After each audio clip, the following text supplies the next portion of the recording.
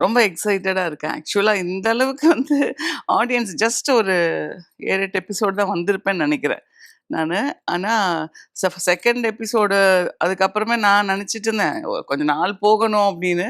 But people are என்ன சொல்றது, ரொம்ப ரெகக்னைஸ் பண்ணிட்டு, "மேம் நீங்க தானே சிந்தாமணி. நீங்க தானே அந்த மண்டபத்துலலாம் வரீங்க." சின்ன குழந்தை ஆக்சுவலா இன்ஃபாக்ட் அது சொல்லலாமான்னு தெரியல. ஒரு டெத்ல நான் போனேன். ஓகே. அங்க இறந்திருக்கிற அவரோட சன்னு. ஒரு 2வது படிக்கிற குழந்தை. அவனுக்கு தெரியாது அவங்க அப்பா தவறிட்டாங்கன்ற சோகம் இல்ல. அந்த குழந்தை என்கிட்ட வந்து கேட்குறான். "நீங்க தானே சிந்தாமணி. நீங்க எதுக்கு வந்து மீனா கூட எதிரியா மீனாவ ஏன் எதிரியா நெனைக்கிறீங்க? நீங்க" அப்படின்னு. நான் சொன்னேன், "ஏன் கண்ணா என்னோட பிசினஸ்ல வந்து அவ குறுக்க வந்தா எனக்கு கோவம் வருமா? வராதா?" அப்படின்னா, "ஆ வரும். இருந்தாலும் மீனா நல்லவங்க. அவங்கள நீங்க எதுவும் பண்ணாதீங்க" அப்படின்றான்.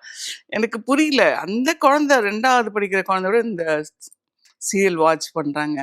அப்படின்றப்போ இந்த சிறகடிக்க ஆசை எத்தன பேர் வந்து ரொம்ப பீப்பிள் உடனே எனக்கு ஃபர்ஸ்ட் எபிசோட் டெலிகாஸ்ட் ஆன உடனே இத்தன நாள் பேசாம இருந்த நெறைய பேரு, உடனே எனக்கு மெசேஜஸ், கால்ஸ், "அக்கா, மாஸ்டர் நீங்க சிறகடிக்க ஆசை இட்ஸ் அவர் ஃபேவரைட் சீரியல். நீங்க அதுல பண்றீங்களா?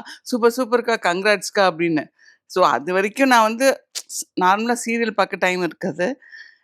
தெரியும், தெரியாது. பட் இத கமிட் ஆறப்ப சொன்னாங்க, "இட்ஸ் நம்பர் 1 சீரியல்மா. ரொம்ப நல்லா போயிட்டுருக்கு இந்த ப்ராஜெக்ட்" அப்படின்னு.